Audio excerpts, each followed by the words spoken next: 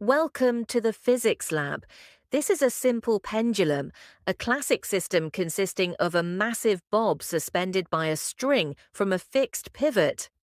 When we release it, gravity pulls it down, creating a restoring force, but momentum carries it past the bottom, causing it to swing back up. Let's define one oscillation.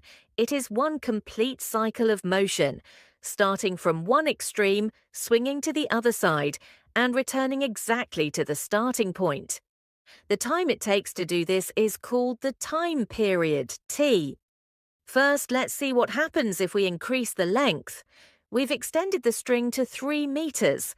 Look at how majestic and slow the motion becomes. A longer string means a longer time period. Now, let's decrease the size, length, to just 0.5 meters. Notice how frantic and fast it swings. A shorter string means the arc is smaller, and it completes the cycle much faster. Rule 1. Length increases, then period increases. Rule 2. Length decreases equals period decreases.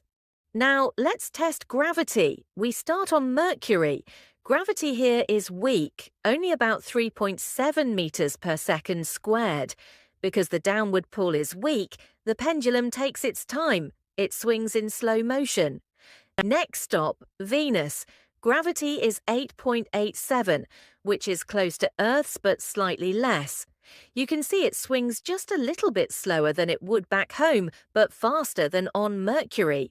Now to the red planet Mars. Gravity here is 3.71, almost identical to Mercury. Again, notice the long, lazy swing. Lower gravity means a longer time period.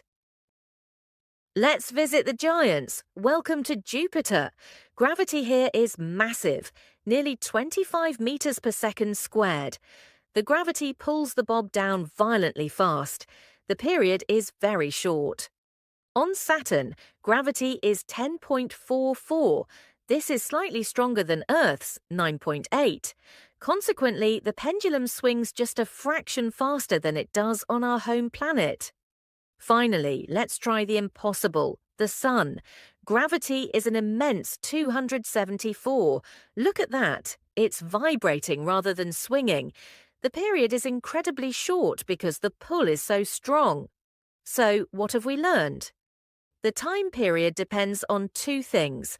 1, length. Increasing length slows it down. 2, gravity. Increasing gravity speeds it up. Thanks for watching this pendulum simulation.